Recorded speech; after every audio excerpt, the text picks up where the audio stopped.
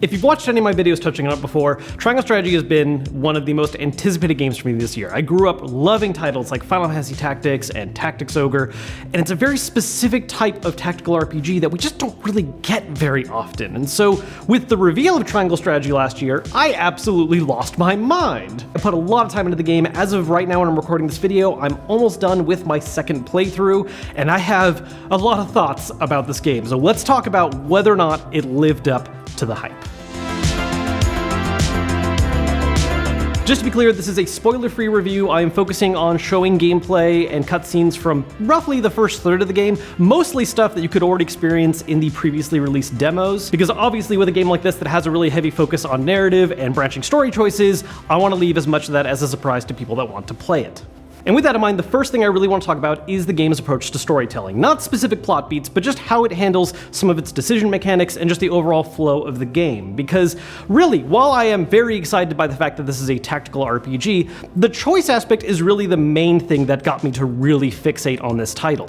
Mainly because one of my favorite tactical RPGs, Tactics Ogre, had this really cool mechanic where there was just a couple of very important choices you would make that would lead to very different story chapters. It had 2 different chapter 2s, 3 very different chapter 3s, and then all collapsed into a singular final chapter 4, but still had some specific nuances and differences based on which path you chose to get there. And Triangle Strategy very much works on a similar premise, but in a slightly more repeated manner. Instead of having choices that continue to branch from each other until it all collapses into a final chapter, there are multiple choices you're going to make throughout the game that will lead to 1 or 2 different chapters in a row, followed by a collapsed timeline where a lot of stuff does end up working out the same for the most part, and then there'll be another choice you make that splits off again, recollapses again, so on and so forth, until you do make a major final choice at the end that does lead to very different endings. Now this touches on a subject that comes up a lot in video games that involve choice and consequence, which is the idea of illusion of choice, where yes, the game gives you a choice between A and B, but ultimately everything kind of works out the same, so did your choice really matter?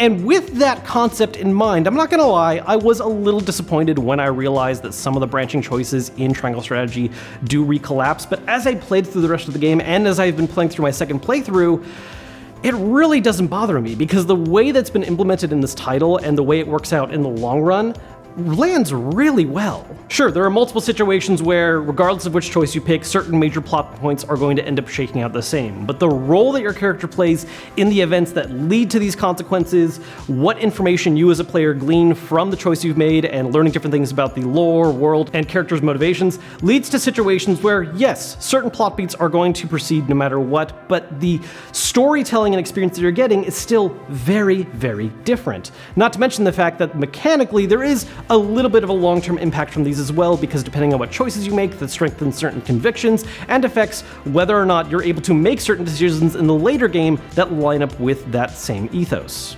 And this really plays out to what I think is one of the game's 2 biggest strengths, replayability. I don't want to really go too in-depth on how this all works out, but this game very heavily encourages you to play it multiple times. You have very good reason to do at least 2 playthroughs, if not 3, and honestly, from a completionist standpoint, 4 is probably what it's going to take to really see everything this game has to offer. And there's enough systems in place, and the playtime of a single playthrough is, I think, just long enough to where it feels like a meaty experience, but also not daunting to want to do all over again. And part of the reason why multiple playthroughs are a bit less intimidating is because part of the thing that really impacts the length of your first playtime is how cutscene dense this game is. This is something that personally I eat up. I loved all the over-the-top exposition and character interactions and just so much stuff to watch and see and read. But ultimately, I know that isn't a thing that everyone enjoys, and if your interest in this game is just getting to the tactical combat as quickly as possible and doing more and more fights, yeah, you're gonna feel bogged down a little bit by the cutscenes. I don't think this is actually as big of an issue as some people are making it out to be, primarily because a lot of the cutscene density that you have to deal with is optional. Basically, outside of the game's combat, there are red cutscenes, which are required cutscenes you need to watch to move the plot forward, green cutscenes that are optional that don't really necessarily tell you something you wouldn't know just from playing the game over time, but might give you a little more insight into a character's motivation. It might give you a little bit of coverage or explaining a plot hole that you might have been missing out on by just playing through the main story. All kinds of information that isn't necessary to understand the game's story, but gives you a little more if you want to read more. There's also side story cutscenes you can watch, where when you use certain party members a certain number of times, times, you get little optional scenes that help highlight their background stories and character relationships further, which is great if you want to learn more about your favorite characters, but again, if you've been using a certain party a lot, you're going to find yourself in situations where all of a sudden after a fight, you have 4 optional cutscenes you could see along with all the regular ones that happen in the plot. There's also the decision points and the exploration points. There's a lot of stuff that can come up between battles to where, again, if your interest is just getting to the fights as soon as possible, will slow down the experience. But if you really just focus on those required cutscenes and just making your way from one battle to the next and are willing to ignore notifications and all the optional stuff, you can actually have a much more faster paced game if you want. You just gotta be okay with willingly ignoring certain scenes. Now, in my case, where I did watch every cutscene I could on my first playthrough, overall I ended up logging about 22 hours. Full disclosure, I did swap between normal and easy difficulty for some fights because I just wanted to blitz the main story as fast as I could. On my second playthrough, I'm focusing entirely on normal, which is a really good segue to talk about the game's combat, which I absolutely love. While the core mechanics of triangle strategy are very similar to the games that it's influenced by in terms of, yes, it's grid-based combat, you have your party of characters, archers benefit from things like the high ground, dealing with obstacles, so on and so forth, there's a lot about the kind of other systems of this game that lead to an overall very different experience, and one that I would argue is actually quite possibly the best introductory game to the genre. First off, the characters. Unlike a lot of the classical tactical RPGs where there was a focus on building an army of NPC characters, you could pick their class and build them how you want, and having a few important characters added in, Triangle Strategy instead focuses on a cast of all named important characters that have their own specific class and build that you have very little customization over. There's a couple things you can pick. There's a blacksmithing mechanic that helps you specialize if you want them to be a little more offensive or a little more survivable and tough. There are accessories you can equip that can build them a certain special way, but ultimately each character has a very specific intended use based on their moveset and stats. Ultimately, no two characters handle the exact same. There are characters that might share a similar use. You know, there's 2 characters that can act as healers, 2 that can act as offensive mages, 2 that can act as tanks, but ultimately their movesets are different enough and their strengths and weaknesses are different enough that you have a really good reason for why you might choose one over the other, or maybe even make use of both if a particular map really calls for needing as many characters of that type as you can get. And this is where the game's difficulty and map variety gets very interesting, because yes, if you really wanted to, you could focus on a core set of characters that you really like and just try to get through the whole game that way. But it's honestly not actually the most optimal thing to do. Instead, the way the game is designed really does encourage you to try and grow multiple characters and keep them up to date with the rest of the party, and it's not that hard to do. Character experience is actually based on the relative challenge of the enemies you're fighting, and so if a character is behind everyone else, they're going to catch up very quickly in that given fight because doing a single action could just give them a level up right away. And if the fight is too hard and you lose it, you actually keep any experience you gained during that battle. So you're encouraged to just retry right again with a now stronger set of characters who've become more powerful thanks to your last attempt. Now, because the experience characters gain is based on the challenge, this also means that it's actually relatively difficult to overlevel characters because the higher level they get relative to the challenge, the slower they're going to grow. So what this ends up doing is really emphasizing focusing on the tactics of a match, getting characters up to speed and to a certain power level that can give you an opening advantage, but ultimately you really need to start mastering the game's different combat systems to win out in fights. That is, unless, of course, you embrace the fact that this game does come with a difficulty option, something that isn't really common to this genre. The normal difficulty is a very healthy challenge. There are some maps and battles that aren't that bad, and there are other ones where you're intentionally started off with a disadvantage, like being surrounded or fighting enemies on the high ground. That can end up being a lot more difficult. If you don't like the sound of that, there's an easy mode that still provides a little bit of a challenge, but is much more forgiving if you make a lot of tactical mistakes or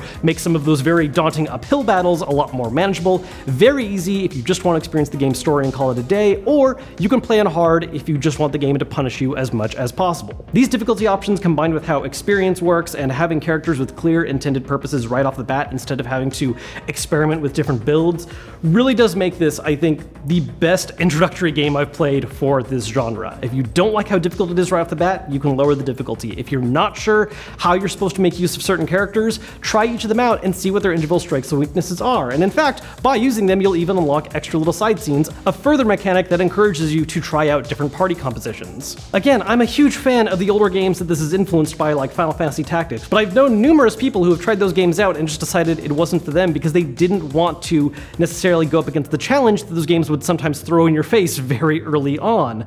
And Triangle Strategy really circumvents that issue by offering the kind of challenge that series veterans want, but at the same time, giving a way to really kind of introduce yourself to this genre at a much more manageable pace. I went into Triangle Strategy with a lot more anticipations and hype than I normally let myself have with a new game, and especially with a new IP, because it's very easy to set yourself up for failure when something doesn't exactly match up with what you wanted. And while that did happen a little bit with a few specific aspects of Triangle Strategy, like how some of the choices can recollapse into major plot points, ultimately, none of it really bothered me. All the other strengths this game has and the other decisions they made and the way the game has been curated, I think ends up coming out to a very tight, awesome core experience. Really, in terms of complaints, the only things that have really stuck with me is A, I don't love the English voice acting. Some characters are pretty solid, but there's a few others that are just a little too flat, or the dialogue tone between characters doesn't always match up quite right. I did find myself switching over to Japanese, which did make the experience better. And with how cutscene dense the game is,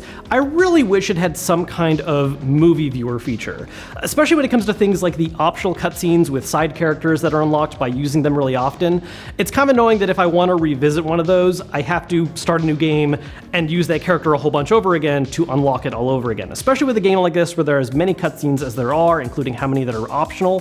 While it has a timeline feature that shows you the history of all your decisions, it'd be really cool if as part of that, you could also revisit those specific decisions, scenes, and optional character side stories to just kind of have this compendium of everything you could experience in the game. The lack of it doesn't ruin anything by any means, it's just the one thing that I found myself really coming back to as far as, man, I really wish this was a feature the game offered. I think it's also worth shouting out again that while it didn't bother me, I certainly know some people are going to be bothered by how dense the cutscenes are. That is, again, manageable by just choosing not to interact with a lot of the optional scenes. But personally, I do think the game is at its best when you embrace just soaking in as much of the plot as you can and enjoying the battles when they do come up. If you're at all a fan of the kind of games that this is inspired by, I think this is an absolute must-play. But even more so, if you've looked at the genre before and thought it looked kind of neat, but you were intimidated by it, or you even tried one of them and just couldn't get into it, I really do advise giving this one another look. It does have a demo that lets you play the opening chapters of the game, so you should at least try that, because really, there's so much going on in this title that I think makes it such a better, smoother introduction to the genre that I think it really does have the chance to change your mind. So those are my thoughts on Triangle Strategy. I was really excited to make this video. I know I don't do game reviews a whole lot, but this is just one that I wanted to take the chance to yell about because it really is one of my most anticipated games of this year. And honestly, at its current pace, might even be a front runner for Game of the Year for me personally. It's not for everyone, I get that, but the kind of stuff I love, this game really tapped into. If you enjoyed the video, make sure to hit the like button to let me know, as well as subscribe if you haven't yet. Also, let me know if you didn't like it, hit the dislike as well. Good info for me to have, and I will see you guys later.